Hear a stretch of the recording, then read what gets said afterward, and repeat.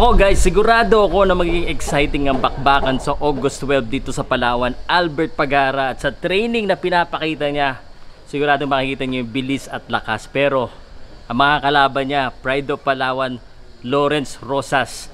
Pag-usapan natin kung ano ba yung expectations ko dyan. At syempre, sino pa ba yung mga ibang lalaban? Ako po si Pao Salud ng Paco Sports. Nandito ako sa Fight Club Philippines.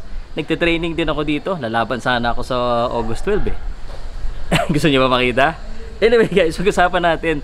Sa darating pong August 12, may exhibition fight po si Lawrence Rosas at saka si Albert Pagara. So, that is not a professional fight, just to be clear with you. But sigurado akong magiging exciting ito. At syempre, maraming gusto makakita ng kondisyon ni Albert Pagara.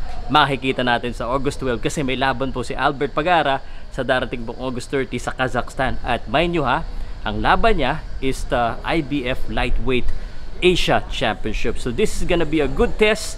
And kumbaga parang good tingnan natin yung kondisyon kung ano ba talaga, kasi undefeated yata yung mga kalaban niya eh. Pero si Lawrence Rosas nakakausap ko because he's training here as well. Sabi niya he's gonna make sure na talagang maganda ipakita niya laban kay Albert Pagara. At actually po, sa mga nagtatanong po, ano pa po ba yung mangyayari sa August 12? Dito po yan sa may badminton court po ng City Sports Complex sa Puerto Princesa. At meron po tayong MMA at saka boxing amateur fight. Actually, I'm announcing today that I'm gonna give a t-shirt, dalawa pair sa best fight, and one Paukas cap. Hindi ko dala, FCP cap yung dala ko. To the knockout, yung the best knockout ha, yung pinakamagandang knockout, isa lang. So kailangan, alam niyo na, kung fighter ka, nanonood ka dito ha, mapanood natin yung pinagmamalaki dito sa Palawan na MMA fighter ha, si Jeron Cabasag. Malakas daw to pero baldugan yung kalaban, no? Gerald Villarde, lalaban din po, yun po yung parang main event sa MMA. Tapos may laban din po si Rickson Calabio, MJ Hernandez, Junel Kayatok versus Richard Manipon. At meron tayong Netherlands versus Philippines, Johan Capert versus Elijah Padoginog. At syempre may mga boxing matches din.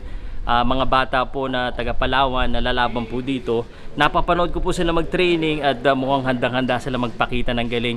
Alam mo, ang Palawan, alam ko marami din dito may hilig sa boxing at pwedeng gumaling eh. So gusto kong bumalik dito. Sana dumami yung mga promotion dito ng either fight or boxing or MMA.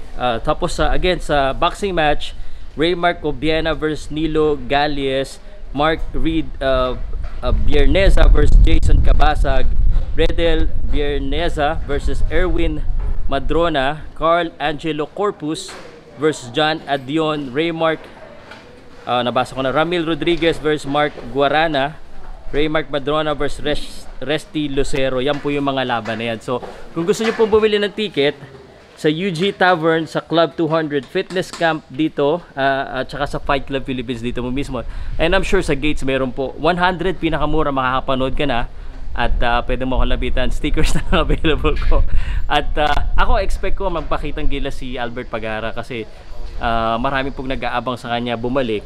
At nung pagka-post ko nung kanyang training, talagang may mga tao nagsabi, yun, we wanna see Albert Pagara. Ginudlak talaga nila si Albert. I think Albert Pagara has a big chance in Kazakhstan. He's been training really well here, nagja-jogging, and he's well taken care of here. So I expect na maganda ipakita niya sa Kazakhstan. Pero alamin natin, sa darating pong August 12, siguradong bakbakan. Ang pinaka-exciting din dito, aside from the main event, ito talagang main event sa sa MMA eh. Kinausap ko yung mga taga Baldugan, shoutout, napapanood ko to sa Maynila, sa Luzon, ay matindi.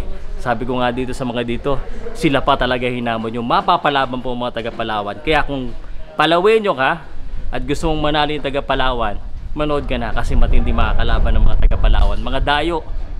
Okay? Kita-kita tayo August 12 ha.